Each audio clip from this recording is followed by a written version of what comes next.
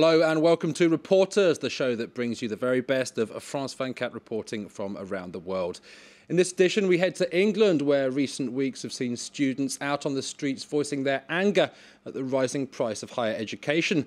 David Cameron's coalition government is aiming to save €92 billion in the coming years and says a hike in tuition fees is an unavoidable part of these cuts.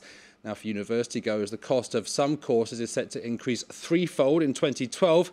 And that means students taking out bigger loans and graduates entering an increasingly competitive job market with increased debt. Critics of the government's policies say it's university applicants from poorer backgrounds who will suffer the most. France 24's Clovis Casali and Rabazanoun went to meet some of them. Liverpool was once a major player in Britain's industrial growth, a tale of decline in the 20th century. The city went from being one of the richest places in the country to one of the most deprived. It now relies on the Beatles to attract visitors, but the home of rock and roll is also hoping for a bright future with its regenerated city centre. On the outskirts, the situation is somewhat different. Knowsley is one of the poorest boroughs in Britain. At Roby's sixth form college, many students have been tempted to drop out of school. Lizzie O'Rourke is a 17-year-old who's decided to stay on after all, and now only money could stop her from going to university. Her teacher also benefited from government aid to pay for his own education. In his politics class, he encourages pupils to express their views. So what I wanted to do today, we focused predominantly on EMA, which is always a big issue for all of you. The education maintenance allowance was designed to encourage 16 to 19-year-olds from poorer backgrounds to stay in school, a grant worth up to €35 a week. I'm completely dependent on my EMA because my mum wouldn't be able to financially support me, and without EMA I would have to get a part-time job. You put too many A's in it now. Part-time work is not always an option. Well, you pay triple the price, you should With the high level of unemployment, some families are desperate for extra income. As a British citizen at birth, you're entitled to... If you're brought up from a working class household, where sometimes you've only just got enough money to get food on the table and lechi in your meter, you're not going to go, right, I'm going to turn down a job that's going to pay me money. I can give my mum a bit of money, I can go out and start earning. You're going to say, I'll do that. I have to take that money to support me house. Conservative Prime Minister David Cameron is undertaking the biggest spending cuts since Margaret Thatcher in the 1980s. To make up for education cuts, universities will be allowed to triple fees and charge up to €10,000 a year. The fear is students from disadvantaged backgrounds will be put off from going to university. And it will go back to how it was. The culture of the working class will go back to university isn't for the likes of us, and it shouldn't. Yeah. It's going to become elitist, and that's not what it's meant to be about, education and stuff. You've come to expect. Britain has been severely hit by the financial crisis, and the downturn is very much felt in Liverpool.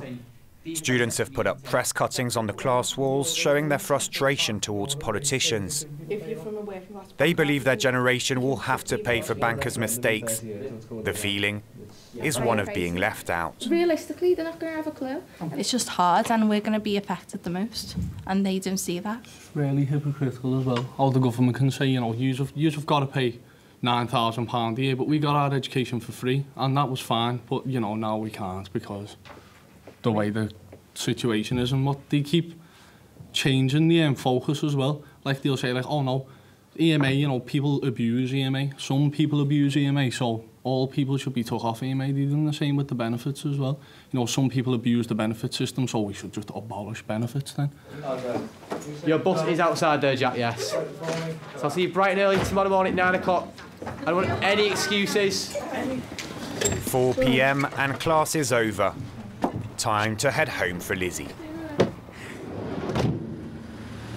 The school bus drives through Liverpool's suburbs. A 20-minute journey, final destination Kirby, one of the poorest neighbourhoods in the country.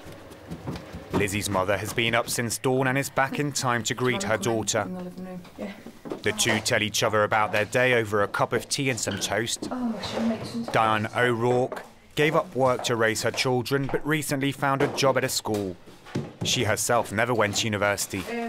Her daughter could be the first one in the family to embark on a degree course. I don't think I will be able to fund my daughter to go to university. I'm not in a position to do it, and it's very sad for me, you know, to have to deal with this when I look at so many of the children who have got the opportunity to go because their parents are an awful lot better off than me. Before we can even start thinking about getting a house, getting married, having a child, having a car, you've got to think about paying off your university debt, and it's just not fair because just because I haven't got money, why can't I have high aspirations like everyone else?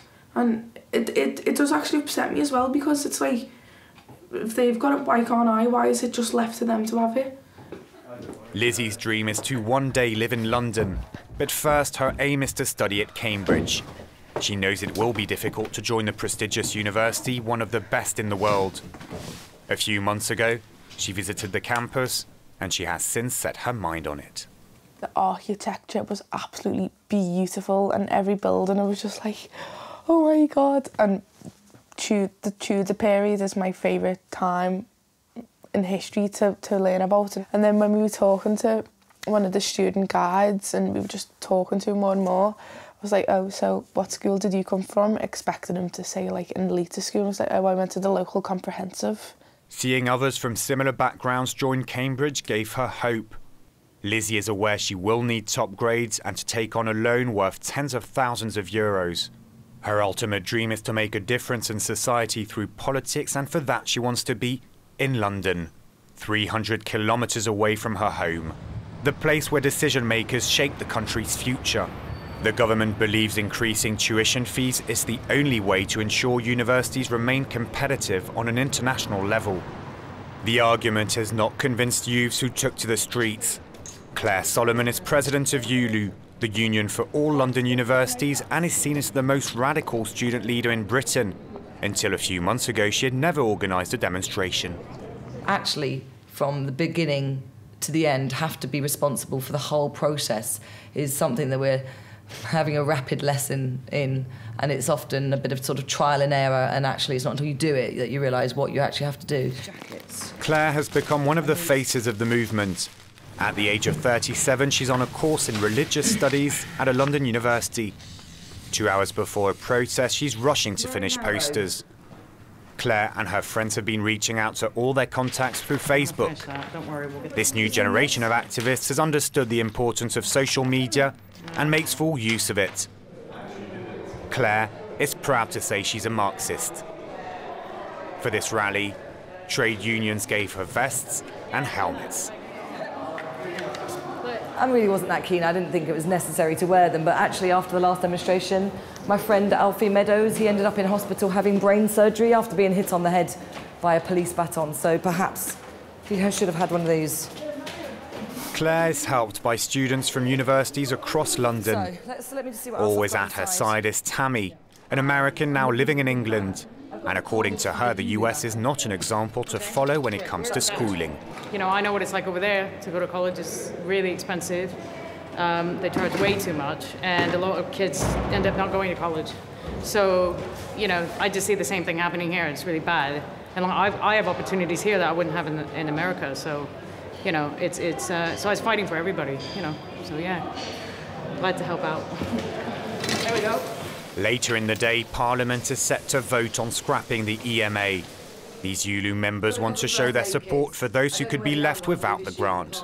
We are starting at Piccadilly Circus and finishing at Parliament Square. Michael will go through the proper route with you in a minute. But what we do have is a large truck with... We've got a large truck with decks and a proper sound system. England is rarely disrupted by mass protests, but these far-left activists have vowed to change mentalities. Ben is 21 years old and has taken part in close to 100 demonstrations, some in London, but also abroad in the West Bank. He shows his friends how to deal with crowds. If you use a banner at the front, you can hold everyone behind it. And by regulating the speed of the banner, you can hold the march together. He also stresses the need to prevent clashes with the police. People have had big, heavy objects they've been looking like they were about to throw at the police that actually would have just smacked in someone at the front. And if you just say, look, mate, think about it, it's just going to hurt us, people will put it on the floor. Yeah, let's see. Ben studies architecture at UCL, one of the best-ranked universities in the country. Its president is in favour of the tuition fees increase. He argues it's the only way to ensure high-quality education in view of the spending cuts. Further north in the capital lies London Metropolitan University, one of the lowest ranked in Britain.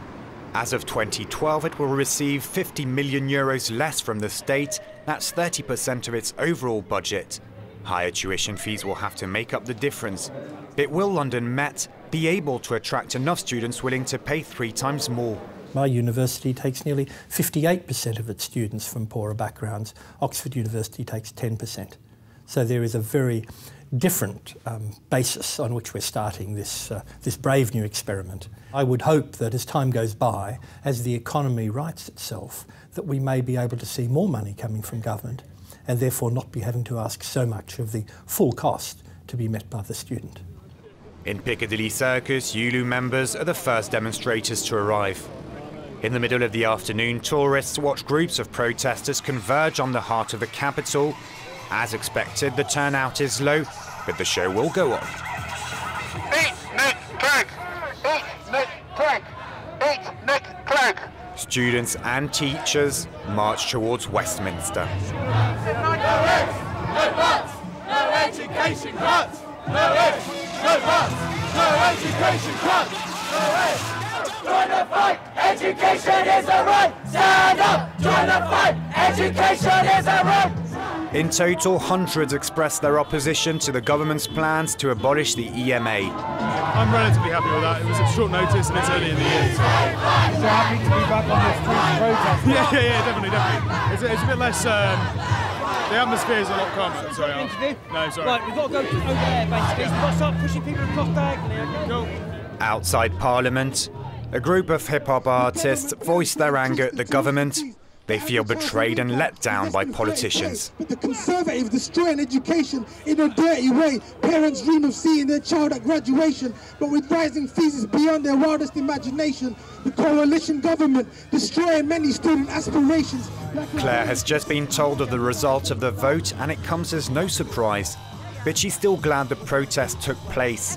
The Marxist student leader is adamant this is just the beginning, the fight's not over. This is the first demo of the year, isn't it? And people have got exams and essay deadlines and things. Today is only an indicative vote in Parliament. When the real vote comes, if they give us a real vote, because at the moment they're not planning on passing it actually through the House of Commons, but we are pushing for that. And when that does come, it will be obviously much bigger and much more angry. For the first time in decades, British youths have repeatedly taken to the streets over government reforms. With higher education funding cut by 40%, some fear the privatisation of universities is underway. But despite the protests, it's unlikely the government will review its plans. Still, student leaders argue the issue has at least helped to raise political awareness among youths. Well, let's talk to the journalist behind that report now, Clovis Casali. Thanks for coming in, Clovis. Students out on the streets, but the government's made its mind up. It's not going to change it. Well, the House of Commons and the House of Lords have already passed the tripling tuition fees, and it seems highly unlikely the government will actually make any kind of U-turn. But the Shadow University Minister, Gareth Thomas, and demonstrators, of course, have told me they will keep on fighting. They will keep on putting pressure on David Cameron. The changes are already underway. Universities will need in the next few months to release their price list for courses. And it seems that most top universities will charge the €10,000 a year allowed, and the lowest ranked universities up to €7,000.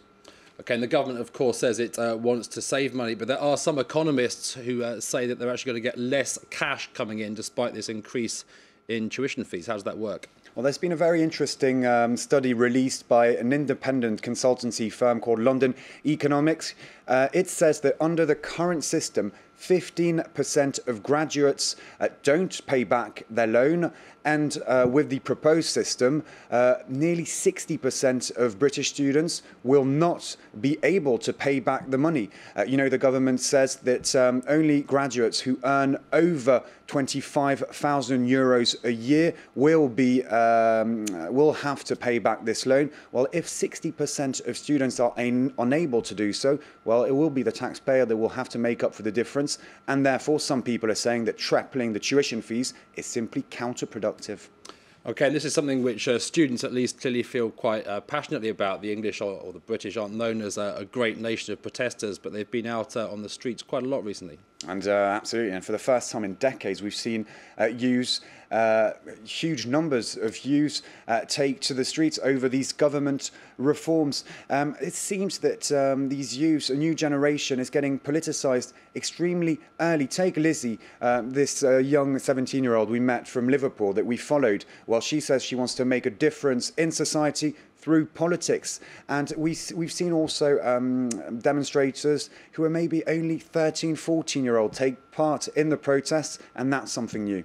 Very quickly, Clovis, the government says the system is the same for anyone. Anyone can get a loan. Did you get the impression that it's poorer students who are going to suffer? Well, absolutely. Lizzie, Liverpool, these poorer neighbourhoods, some of the poorest boroughs in the country, well, there's really a feeling of injustice. They don't understand why they're going to have to pay for the bankers' mistakes, why they should pay so much for university. Remember, you went to university in England. It was free in your days. Well, now over maybe 15 years, it's gone from being free to costing up to €10,000 a year, and that's clearly the sign for many that the privatisation of universities in England is underway.